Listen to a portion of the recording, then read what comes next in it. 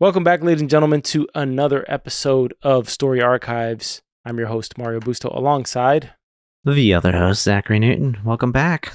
We are back with Three Body Problem, episode 4, titled Our Lord, which always feels weird hearing it come out of Mike Evans' mouth when he's talking to this unknown alien species that somehow is super advanced, but has advanced to a point that lies and metaphors fly over its head, which is, could be a lie within itself, you know? Who knows? We don't know anything about the Santi so far. No, we don't, but I have a feeling it's not a lie. I think they're actually like that simplistic. They just communicate because, if it would almost be like lying to yourself, don't you think? Like if you were a hive mind, how could you lie to yourself? Unless you're all in unison together. It's a very confusing kind of situation with this. But, it is interesting because we first meet Evans like in the past. And what is he trying to do? He's trying to save this obscure species of bird in China, right? And then here he is trying to save a species coming to another planet. So the guy is kind of like this ecologist of sorts where he's just like he stayed pure in heart. And he's living by this ethos now where he's embracing the fact that if he doesn't embrace power, he's not going to be able to change anything. So he needs to embrace the power that comes with running his father's oil company and make the change on his own terms. Yeah, but I don't think he's really embracing power, and I have a feeling he's not utilizing it for good. I feel like for him it's good. For him it's good. Maybe I don't know, man. I think halfway through this episode, he basically fucked everybody on Earth. Is what really happened here because they didn't take the story well in terms. They didn't take the story well. They don't like they went from this position of trusting at least Mike Evans and I would assume Wenjie to now. Not even respond. I'm sure they're going to respond at some point, but they're not responding right now. They're like, we don't trust you. You're liars. So, it's kind of hard to have a conversation that way. I guess him and Lover Girl have something in common then, because she made a decision that screwed over all of Earth unilaterally, and now one of his stories hasn't gone over well with his lord, and now it seems everything might go to crap for everybody, like you just said. Yeah. By the way, we haven't talked about the fact that the biggest twist of the episode was the fact that Wenjie is the one actually in charge and not Mike Evans. Hey, I have been saying, I think since episode 1 or 2, that, well, not 1 because I wasn't on that one, but since episode 2, knows more than she's letting on to. She definitely does know more. She's not just innocent little Chinese woman. She is actual freaking ringleader of the alien species. Of the alien cult, yeah. Sheesh. Along with Mike Evans. Partners in business, and I'm assuming Vera was Mike's daughter as well. 100%. Unless there's like a secret other love triangle that's going to happen here, but I don't see the benefit in that. I hope not. I don't like all the love triangle stuff. Just come on, make it straightforward. Makes me still wonder though, well, how does the video game come into play, and why on earth? I guess Wenjie's gotten to the point where she cares more about the Santi than she does her own daughter. Because she knows why her daughter killed herself, obviously, and she's accepted it, obviously. So, what on earth does she know about this video game, and why would she allow her daughter to play it? I don't know. I get what you're saying. Yeah, I don't know if she knows all that much more necessary. Well, clearly she does, but I don't know that it's like something some insight that you're gonna get from the game that just like elevates you to this position of just like, oh, whatever for the good of the cause. But Mike talks to the Santi like they're a god. Like, obviously, like my lord, all the time. Well, that ship is worshiping him. You have the little kids, the little French girl who comes up to him and says, exactly, will I live long enough to meet our Lord? And he says, well, if the Lord wills it. Why is he always playing this priest-like figure, by the way? I don't know. I can't. I keep seeing him from The Crown, and I'm just like, he's a priest in that too, isn't he?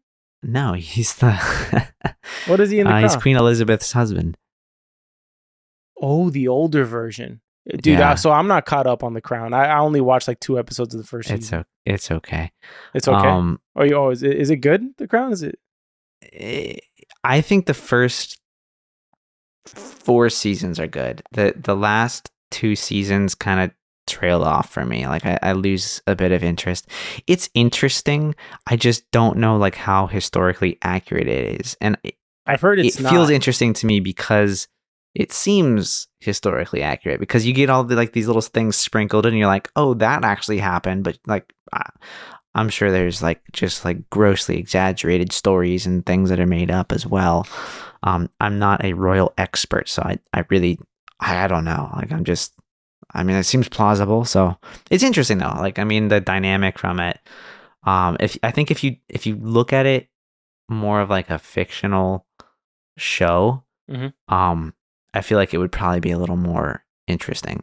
I feel like we're heading though towards like a dangerous future where even if it was fiction, you wouldn't know one way or the other because you're not a royals expert. But I have heard people who are British historians or British royal writers, whatever. Yeah. And they say that it's nonsense. Like The Crown is just like, it's drama for TV. Like it's great television, but it's not the way everything went down. So I don't know one way or the other. They could be maybe covering up. Who knows? So that's the problem we're kind of heading to. Everybody just has their own version or belief of what happens, and who has the time to fact check everything that they see? So, but your boy's in it in season 1.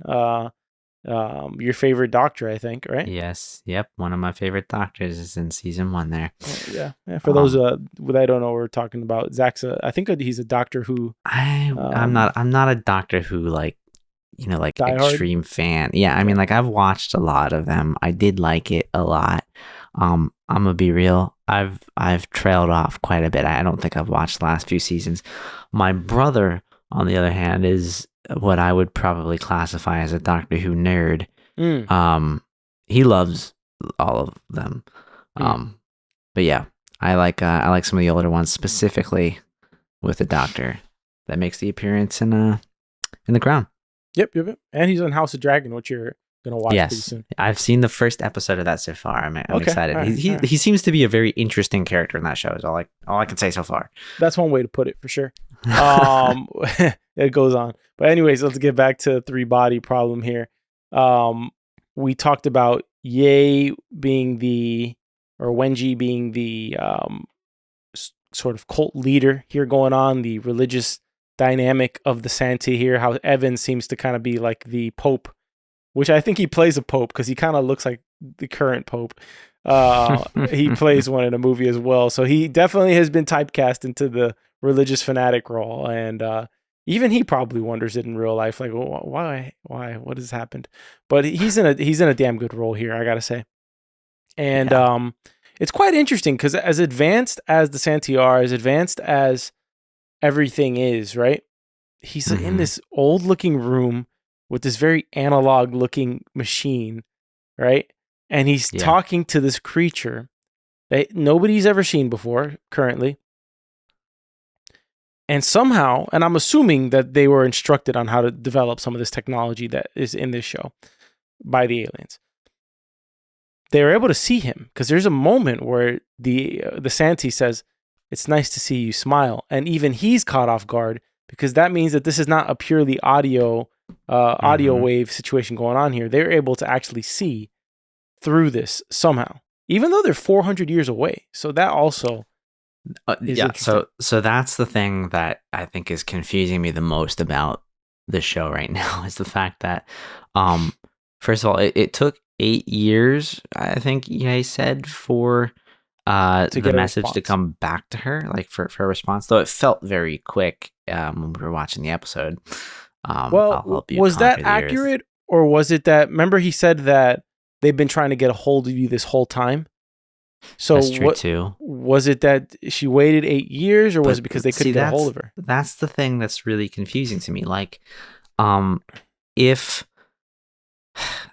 you're 400 years away because you're like 7 light years or whatever that was, I don't remember. You, bud. That's all you. What? I skipped that. I skipped that part of science class. Oh, I don't know how to do the calculation, but you're some number of light years away, and whatever that number is equates to 400 years until you get here, moving at whatever speed. And I'm just gonna assume the speed of light, because you're a really advanced civilization, right? So if you're that far away, how on earth are we talking to them? And it's not just like, it's not like when you were sending like a message to like Mars and it's like, Oh, it's okay, we send a instant. message and minutes Yeah. later it shows up or something like that. It's like literally like you and I are talking right now. It's that real time. Like, is this going to be like some quantum matter thing again where it's like, I don't know, what is it when you've got like two things in like different places that are like the same, like they're connected in some way?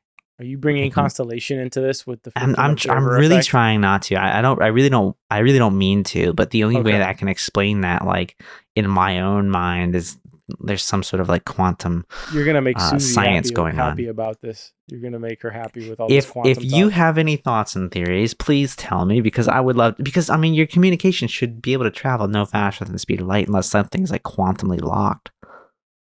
Um, beats me, pal. All I know is that I'm assuming some of this technology was given to them in some way. They was communicated like, "Hey, we need you to make these weird visors. Apple's trying to compete with us. They just dropped the Apple Vision Pro, so we're gonna do this quickly." But Yeah. my question is, they don't understand the Little Red Riding Hood story. Yet they've made a visor with a video game that is around solving a problem of people accepting them coming to the planet, right? So they're Mm-hmm. able to communicate. Think about it. The whole goal of that video game is for people to either accept or reject the fact that they need a new home and that they're Mm-hmm. coming over here. That's my understanding of where that game ends. Same. Um, Now, they're able to kind of create this series of metaphors and stories to communicate that issue to people, or maybe it was game developed by humans and it was at the instruction of the aliens to do so. Like they Mm. brainstormed on that idea together, and so what they were looking for in this, because there's a hell of a lot of people in that London summit, by the way. Yeah. um Yeah, a just a lot more than I lot. expected to be. I thought there was going to be like 10, Yeah, 15. yeah, I feel like there were same. like 50. 16 people, maybe 25, but there was like a whole conference room full of people. And all people who presumably beat the game and answered that they would be willing to help, right? Yeah. Um, but what was also interesting was when Wade captures Wenjie at the end and he's interrogating her. It seems like there's more than one nation in that room. It seems like these are intelligence agencies from every single country, from the look of it. I was basing that kind of superficially on the Mm. uniforms that I was seeing in the background, but it looked like there was just various countries being represented there, um, which is interesting. It's highly possible, and I would kind of be shocked if there wasn't. I mean, like if this communication started happening in what, like the 70s, 60s or something like Yeah, that. yeah. I mean, like that's a lot of time. I feel like a lot of the world governments are aware of it. And again, like let's go back to the whole universe flickering at your face. Yeah. Like I mean, people in this world must like know something, even if it's just the government. Well, the whole summit was about kind of creating this secret society of people, right, who are all working towards their own means to usher in this Santi people, Mm-hmm. which kind of makes you creeped out a little bit about what if this is going on right before our It's the eyes. Illuminati or something. Yeah, what if it's like the World Economic Forum just like propping everything up here? Anyways, I'm not going to go into a rabbit hole of conspiracies here. Uh, that's kind of the whole point of that. And then we have the whole other issue of the fact that it seems like anything that the Santi don't want to happen doesn't happen, and the things that they do want to happen do happen. So why would they allow these people to discover the summit? Why would they allow them to capture Wenjie? Um, Whatever the Santi says to Evans, they even say, "We will protect you." Right? Mm-hmm. Don't worry, we will protect you. So it seems they knew, and they even broke the news to Evans that they know where you are. Right? Your enemies know where Yeah. you are. So they either have a mole on the inside or they have some other supernatural way of finding things out. Do you think Well, Wade is working for them? Wade? No, I don't think so. Do you? I hope not, because he's such a cool character. I would hate for him Yeah. to be a Santi like double agent. Yeah. No, I don't think so. I am, however, just like going back to the Oh, communication. I just thought of What? something. Well, I just realized that Jin was with them. And if she played that game, perhaps they have an interface into her neural system and they're able Mm. to see what she's doing at all times. That seems to be a pretty possible scenario there. does seem possible. Like something was maybe implanted into your brain or something. It's But then again, why would they? Yeah, well, they do the countdown to Augie, and we still haven't figured out but Augie how they hadn't were able to do that. worn a helmet though, Yeah, right? Like, that's and so the so mystery remains. that's Yeah. where this communication is still very confusing. It's like Yeah. it's like you're omnipresent in one way in like Mhm. this sensory form, visual, audible, whatever. But you're physically, like, again, light years away, and you're not able to travel there that fast. And if you're that far away, what could you possibly do? Like, what levers are they pulling? And I wonder if Tatiana, the girl who kills Jack in the previous episode, I wonder if she's cloaked on these cameras technologically. Like if that's like a technological breakthrough that they've discovered, or whether it's literally some sort of supernatural protection she has of just not being caught on camera. But I feel like it has to have something to do with the nano microfiber, invisible microfiber things. Maybe, but you know what? There's a line from this show that I've heard multiple times in previous episodes that's coming back to me as I'm trying to explain all of this stuff. Okay. You know what that line is? Go ahead. The science is broken. The science doesn't work. It doesn't make sense. Okay. So they've transcended the science of human understanding. But I also brought up that was my theory as well, which was all of this is to prevent humans from advancing too far in a way that could become a threat to the Senti. Yeah, I mean, I definitely think that they're trying to protect themselves and get ahead of it. But I'm wondering, to what extent does this science not making sense? You know, I mean, where does it take us, right? Like, I'll go back to like my I don't know, living in the Matrix theory sort of thing, like, or living as if this is its own virtual reality sort of game or something like that. I'm not quite sure. Mm-hmm. But I mean, it feels like everything around them is manipulated. I mean, to the point where these beings that are supposedly ridiculously far away can control what you see. Where does that can just leave us kill on the you in show? an instant. That's crazy. Where does that leave us on the show? Like, if they're actually 400 years away, are we zooming? I sense a 400 big years time into the jump. future? Well, maybe. Are I we was doing going a to bring that up. Foundation type time jump where Jack Rooney's gonna wake up in a cryopod like Yeah, Gale? like decades later, Yeah. centuries not decades, later, I should centuries say. later. Yeah, I know. Yeah. I had to correct myself on that one. It's a little Yeah. far out. I don't know. I mean, do you think we're bound to get a time jump? I don't want I don't one. think so. I'm so over like the shows that have just such a massive time jump. I don't think we're getting a time jump. I mean, if we're gonna get one, we got no choice. And honestly, the way this show's going, I would trust them with it. I feel like they're pulling it off better than other shows. We might be tired of it because the shows we watched didn't do a great job of reeling us or investing us into the characters. Yeah, not with the voiceovers and everything. Yeah. And I woke up from my sleep and yeah, whatever. Once again, a limited focus on characters. I mean, we kind of get the enemy side here a lot. We get a lot of Evans, who's been a mystery up till this point.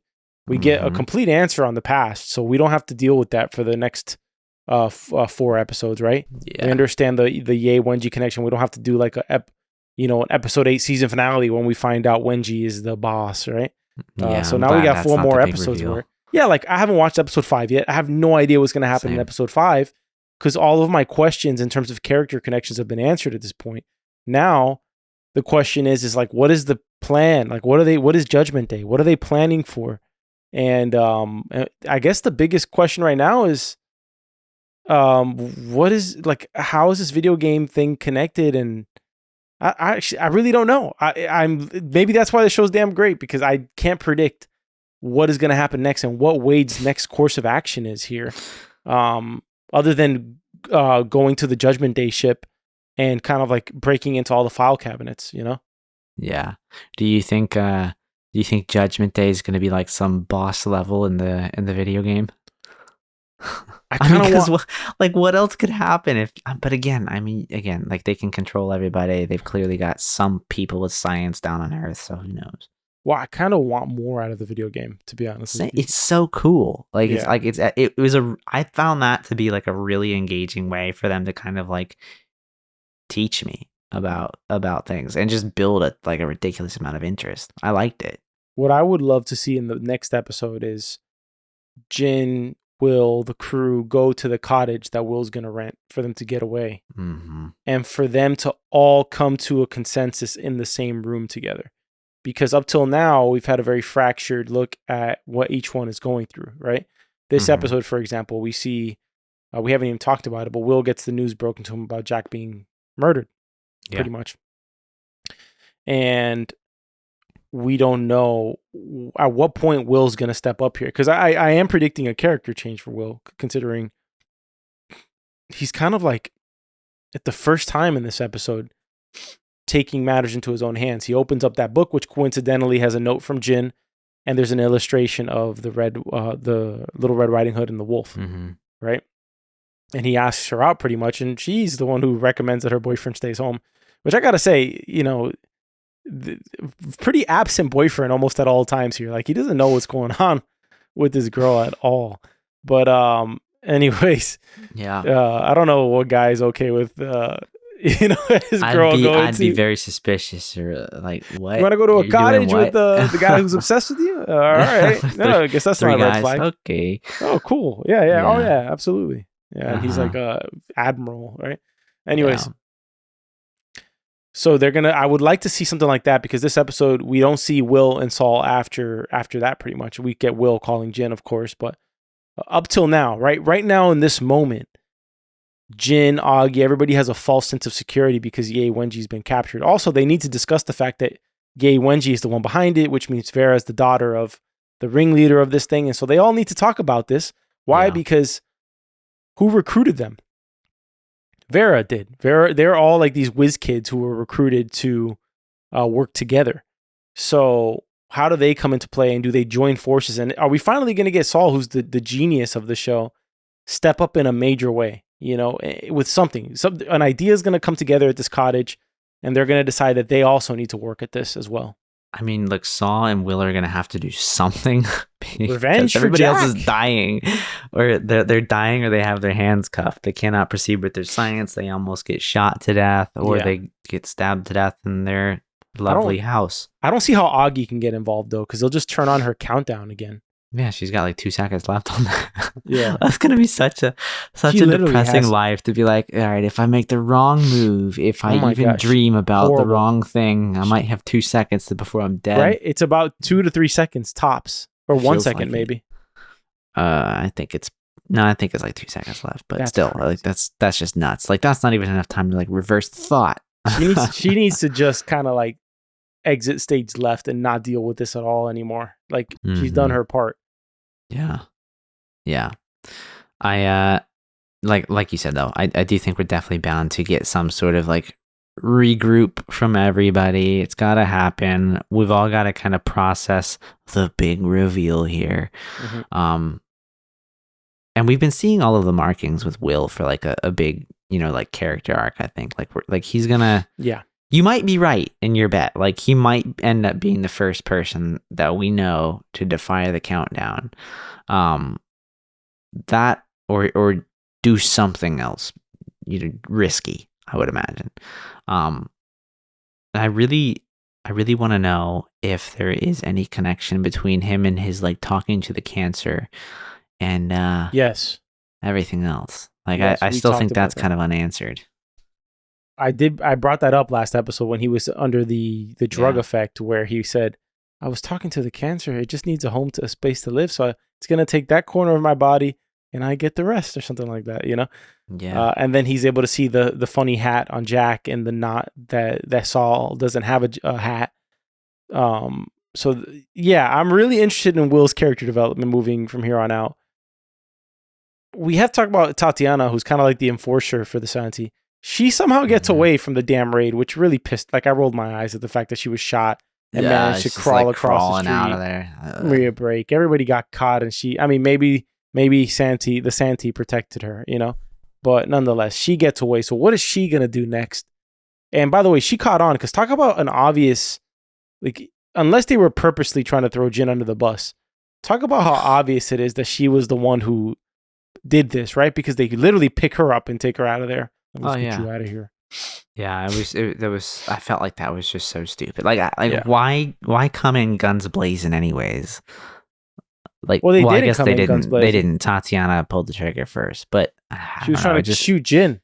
Like it felt like the wrong move to me, right? Like this felt like it was supposed to be a reconnaissance mission, They and needed it to learn a wasn't. little It more. was they were on the offensive. They were attacking here. Like, yeah, you're right. Like they've got to pick up some notes and some cues before they go decide to. I mean, whether they pulled the trigger first or not, which we know they didn't, before They you had the run in place with guns surrounded. drawn, like that's Yeah. stupid. Like learn something first.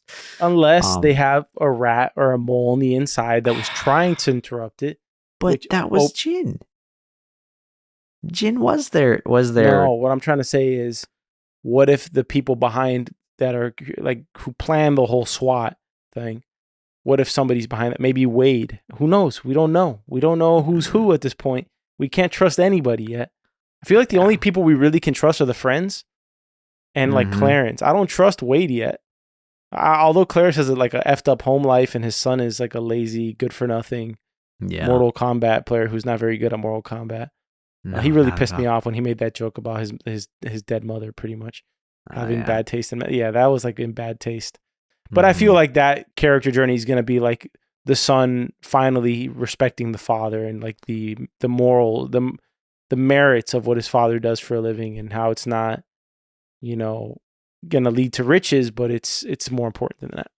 Yeah, I agree. Jin must be probably one of the most wanted people, I think, at this point in the show, at least as far as the characters we know now. Yeah, right? I mean, it starts off with like where you think Augie's going to be the main character, and then it just like shifts. Like I don't feel like any single person here is the main character. Well, I mean, Jack, you thought Jack was going to play a big pivotal role. He's in here playing the game at the very least. Now he's dead. So yeah, I don't know how long we're going to stay focused on any single character. But yeah, I mean, she's got the cult after her now. And if it ain't the cult, it's probably the Santee. Yeah. The episode ends with Wenjie in interrogation. Wade sits her down in front of like what I think are the heads of the various agencies around the world. And he asks her pretty much what Judgment Day is, or like what are they planning? What's going to happen? And she pretty much calls him a fool and says like, if they wanted me here, it's because they, if I'm here, it's because they wanted me here. And you know what you know because they want you to know it. So this just remains mystery. I don't know what they're going to do. Maybe they're going to waterboard Wenjie. In the next episode. I mean, they should. They totally should. I mean, she's probably doomed humanity. I mean, I would love to take a poll of the audience. Though she already thought humanity was damned, I guess. But I'd love to take like a poll of the audience, right? These alien creatures are on their way toward you. They're going to take over the Earth. You have no idea if they're going to kill you and your family and everybody out there, right? Just to take over the planet. You have this woman here who's made contact with these aliens, who's working on their behalf. To what extremes do you think it is morally acceptable to get information out of this woman? Maybe she's okay with her daughter being dead because there's no family members that can be used against her, in terms of like getting info out of her. So that I was going somewhere with the whole Lord thing and Mike earlier, right? Like if Mike, worships this Lord, whatever, like, Ye must as well. Like they truly believe in this. So like I don't know that she's just like, oh, it's not leverage that can be used against us. I feel like they're that brainwashed at this point that this is like their god. Well, they did say to Wade, or she did say to Wade, she wasn't like malicious or anything like that. She said, when they arrive, you'll be so grateful.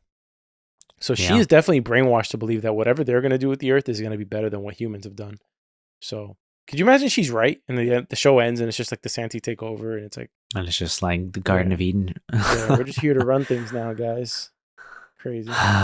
What a boring end to a show if that were that the would case, suck. Also, like, what evidence aside from just these like really cool scientific like devices? What evidence did Ye have? That would indicate that the Santee would do better with the planet. Like they couldn't save their own planet. I mentioned this in the last episode. I mean, she comes from communist China. She comes from a world where her father was beaten to death on a stage because of for just simply preaching like correct science, right? So it's kind of one of those things where her only view of the world is negative. Her whole existence has been misery for the most part. And Yeah. when you come from that, I think naturally you would probably think that there's anything else is better than this, right? Who I really want to meet is the pacifist who responded first. Who responded, I'm a pacifist for my planet. Don't reply to this shit again if they catch hold of this. No, that's a great point, though, that you brought up, though, because our understanding so far is that it's like a hive mind. So, right? Like, so there is no individuality with this thing. There's factions. So that's interesting. Unless there were humans on that planet and this is AI that's taken over. And so the thing talking to Evans is like AI, and the pacifist was a human who was like a leftover, and he was like, listen, I'm a pacifist from here. I can't stop this transmission again. Please don't send another one. What are you proposing that the Santee have human slaves? Yes, 100%. 100%. Right, Isn't that like right now in time? I mean, I guess they could be harvesting people. I think the trajectory of AI would probably be that, wouldn't you think? If let's say you believed in sentient, like that AI could go sentient, that robots come to life, the natural trajectory of that is for them to take over. That is the natural trajectory for 100%, 100%. If they actually go sentient, they would absolutely, they'd probably just, if not dispose of humans, they would just, I don't know, use us as slaves for sure. Yeah. I mean, why though? Like, I mean, if you're why? Why do I mean why? Because humans are not perfect, and we're definitely not working machines. Like, the whole purpose of having a computer is because that's what I'm saying. I don't even think they keep us. I think they just kill us. That's the point that I'm making. Yeah. Like, why would they keep humans as slaves at that point? Like, I feel like they would just be like, let me just build another robot, and just like it'll do it 10,000 times better than you can. Maybe it would just be out of emotional attachment, like, hey. But then over time, you get some rogue AI who becomes like the Hitler AI. And he's like, we got to just get rid of them all. He's like the Magneto of robots, right? And he's like, what have these humans done for us? They used us, they subjugated us for decades for their own use. And what are they good for? They have to eat 3 times a day. They need resources, blah, blah, blah, blah, I think eventually, yeah. And whenever we talk about like, sentient AI robots, the thing that always pops into my head is that movie I, Robot with Will Smith. Yeah. It's like that's the first thing that pops in my head. I can't unsee that movie. At what point do you pull the plug, right? If we're when it's too late, as humans, that's when. I just don't think humans are capable of pulling the plug on technological innovation. I just don't think. No, I think we're too curious. I think we're way too curious and probably naive in a lot of ways. Yeah, 100%. Yeah. So, all right, let's get to categories. Let's do it. Favorite character of the episode? I gotta go with Wade. On this one. Interesting. Okay. We don't get much of him, but he's just epic, bro. I was gonna go with Jin on this one. I feel like it was good. Yeah, she was good. Her performance was great. I just, I like Wade has the one-liners, man. He's got the one-liners, and I appreciate those. You get the one-liners, you get the favorite character category. Yeah. What he says has a lot of gravitas to it. Yeah. Though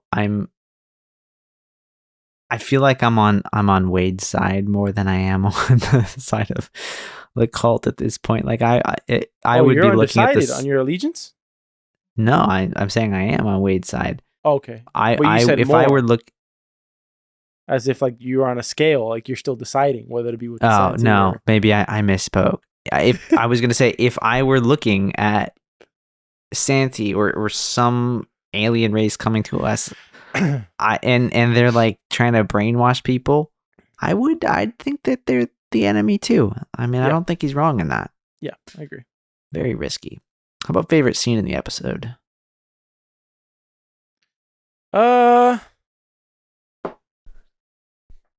I don't know. I guess the whole summit, the London summit, is probably my favorite scene.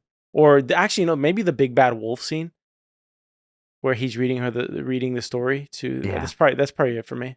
Mine. I wrote down. It was just Mike talking to the Lord. Yeah. Like all of that, I think was like you learn so much about the Sansi, I think, in those scenes. And that conversation just carries the weight of the world. Like, it's, I mean, you think about it, like you're literally, oh man, you're speaking for all of Earth. Talk about a power trip. Oh my gosh, that's insane. How about favorite lines? Let's pivot to that one. I got two that stood out to me. I got two as well. I swear, if they're the same, it's got to be the same. I'm gonna go with. Do you want me to say my two? Say your two. All right. The first is Wenjie, where she says, "In order to fight power, you have to embrace power." Actually, I think Evan says that to her in Mandarin.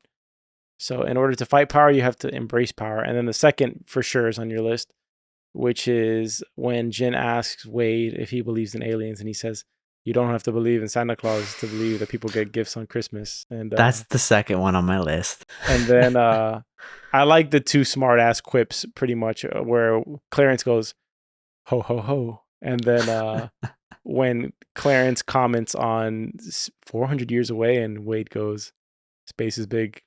I thought that was great too. Those are good. Yeah, number two is you don't need to believe in Santa Claus to believe people give gifts. I like that one a lot. The first one you mentioned was a good line. I forgot about that one. The other one that I liked was something that I believe Evans said, and it was, "What security can we provide that the Lord can't?" Okay. It was kind of, that's when he's talking kind of scary. His minion. Yeah. Yeah, a little bit.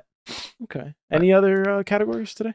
That's what I got, unless you want to do like a who has it best, who has it worst. Well, we know who has it worst. Augie absolutely has it the worst at this moment. She's like handicapped with all of her science. She can't do anything. I think she has it worse than Will, who has freaking stage 4 pancreatic cancer. Because you know what? I think she's got it worse than Jack, because Jack can't do shit. He's dead already. Well, maybe not worse than Jack. I don't know, but like you said, I think maybe Jack's still alive somehow. It could be. Look, I can't rule this out. Like the science doesn't make sense. Like we could maybe all be in a simulation. I don't know. And maybe Wenjie, maybe that's why Wenjie's like so okay with her daughter being dead. That could also be too. Like what if when you die here, you wake up elsewhere? Which I mean is. Yeah, I mean, spiritually, I guess like that could make sense too, but I don't know. I mean, what if you like reset? It's just like the game, in my opinion. Like, all right, you're playing, you die, okay, reset, but maybe you reset somewhere else. I'm not sure. I don't know how far down that rabbit hole I could go, but yeah, I'm excited for the next episode, and I'm very excited that I can finally now watch it because we've gotten this recording finally under our belt. Yep. All right. Thank you all for tuning in. We hope you're enjoying our coverage of Three Body Problem. If you are, make sure to like this video on YouTube and rate the podcast 5 stars. Leave us a nice review too. And if you want to email us, you can at contact@soapbox.house. We also have a Patreon if you want to support the show. We'd greatly appreciate it if you do. Helps us produce it and do all the stuff we need to do to crank out as many episodes as we can. So, absolutely. I mean, you're doing such a good job at covering these outros. I gotta leave us naked unless you want me to run through it again. No, we're good. I think I covered everything. So yeah, you touched on all my typical points. I mean, you can visit us on YouTube at Soapbox Podcast Network, but that's the only one I haven't heard you say yet. So we're good. All good. All right. Awesome. All right, guys. Until next time, we'll see you on episode 5, and have a great weekend. Peace.